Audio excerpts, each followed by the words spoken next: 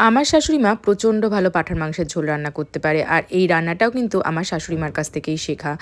এরম দুপুরবেলা যদি গরম ভাতের সাথে এক বাটি পাঁঠার মাংসের ঝোল পাওয়া যায়, আহা জাস্ট অমৃত আমার কাছে। আমি এমনি পাঁঠার মাংস খেতে বেশ পছন্দ করি, তার মধ্যে যদি এরকম সুন্দর ঝোল থাকে তাহলে তো কোনো কথাই নয়। চলো রান্নাটা তোমাদের সাথে শেয়ার করি, খুব ইজি। পেঁয়াজ, আদা, রসুন, লাল লঙ্কা গুঁড়ো, হলুদ, টক দই আর সর্ষের তেল দিয়ে মাংসটাকে 2 ঘন্টার জন্য ম্যারিনেট করে ফ্রিজে রেখে দিয়েছিলাম। এরপরে বড় বড় করে আলু কেটে মাংসের আলুটা ভালো করে ভেজে নিয়েছিলাম। মাংস আবার আলু ছাড়া আমি ভাবতেই পারি না। গোটা গরম মশলা, শুকনো লঙ্কা ফোড়ন দিয়ে পেঁয়াজ ভেজে নিয়ে মাংস দিয়ে ভালোভাবে কষিয়ে নিয়েছিলাম।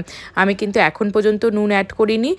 মাংসটা একটুখানি কষিয়ে যাওয়ার পরে আমি এখানে নুন আর কাশ্মীরি লঙ্কা গুঁড়ো অ্যাড করে দিয়েছিলাম। আর যখন ভালো করে তেল ছেড়ে আসবে তখন 1 চামচ মিট মশলা গুঁড়ো আর 1 চামচ গরম মশলা গুঁড়ো দিয়ে দিয়েছিলাম।